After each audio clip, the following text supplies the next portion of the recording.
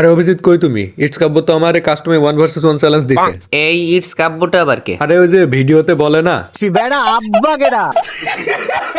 ও তোর আব্বার খোঁজ কি পাইছে? ওর মতো পেলে আমি এত টেনশনের কি আছে? শালা সবসময় না জানি শুনে এক লাইন বেশি বুঝছিস। দ্রুত অফিসে আই। এই তো স্যার আমরা চলে আসছে, এবার বলেন। শোনো তোমরা তো জানো বর্তমানে আমার হেডশট একেবারেই লাগছে না। শুধু বর্তমানে না, আপনি তো কোনো সময় হেডশট মারতে পারেন না।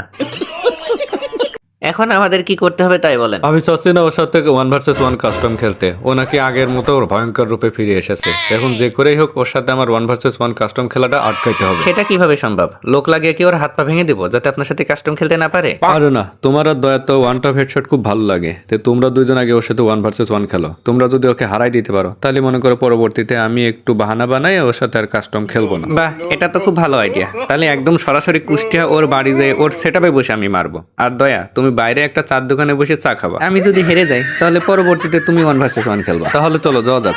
এই কাব্য, বাড়ি আসিস রে? তুই বলে আগের ভয়ঙ্কর রূপে ফিরে এসেছিস। দেখ ডিজার হাটে তোর বাড়িতে চলে এসেছি কাস্টম খেলার জন্য।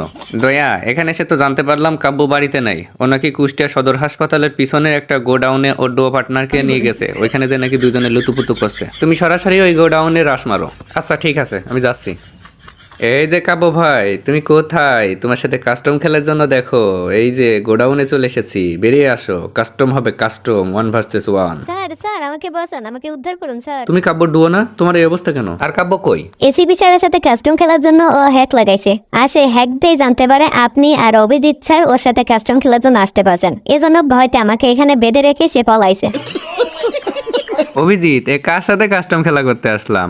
ও নাকি কাস্টম খেলার জন্য হ্যাক লাগাইছে। হ্যাকে যখন ঠিক মতো কাজ করছে না তখন ওই